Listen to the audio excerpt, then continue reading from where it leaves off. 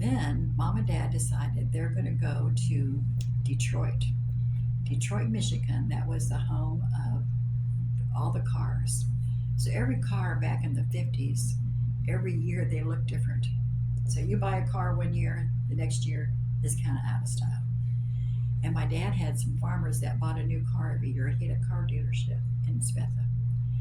And the car dealership, they went up there and she was watching us. The nurse was watching us. And so my mom and dad gave us both money to go buy stuff. And she said, you guys can just go. So we just left the house first thing in the morning. We might have ate breakfast, then we left. We would get a sandwich downtown. We would go run around town all day long. And we'd come home at night and she'd say, now go up, take your baths and go to bed. So we're like, fine. And we might sit and watch TV, but she was she ruled the house.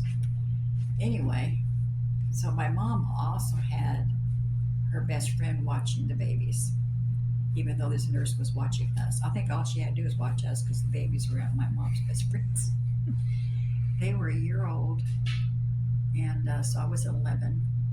So when mom and dad came back to town, mom said, I wonder if Connie has heard about the hula hoops. It was the latest rage. And they pulled around to where we lived at. They saw me out in the yard with a hula hoop.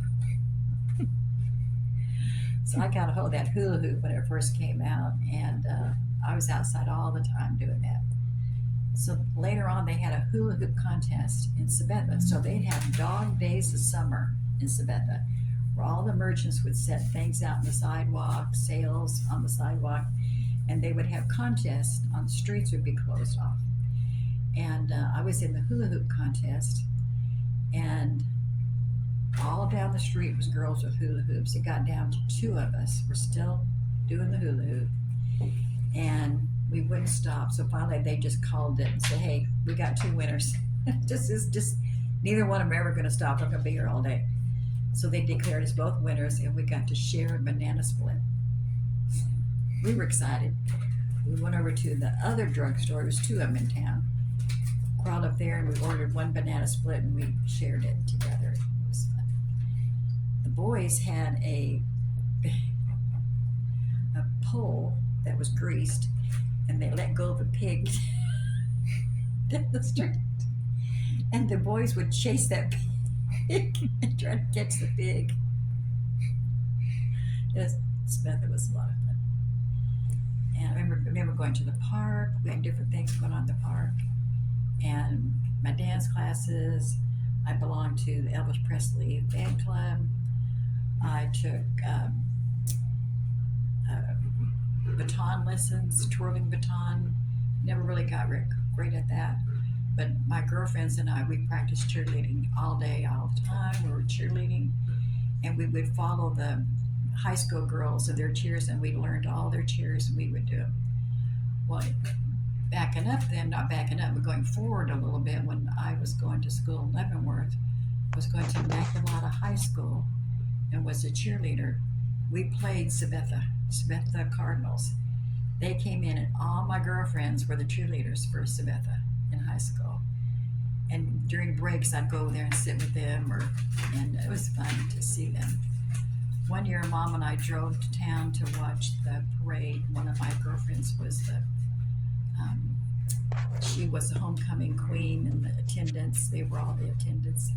You know, it was just a fun town, and it was clean, just clean town and lots of fun. And it was sad the day that we left. My parents said, you need to go pack up, we're going to be moving. And I'm like, why?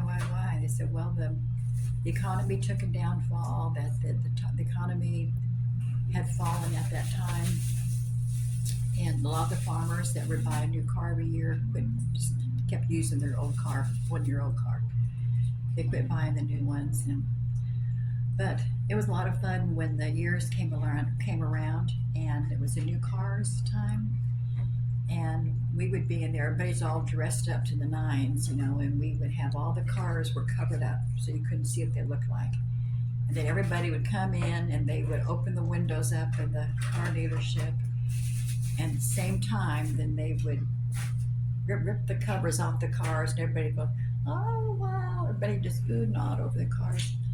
And he sold a lot of them.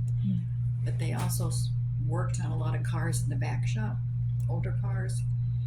And that's what my dad really loved, because he would go back in the back and he would take his suit coat off and put on his overalls, and he'd go over and talk to all the mechanics. If they'd have a little problem, he'd go, let me look. And he'd crawl under the car, and I'd stand there and wait for him.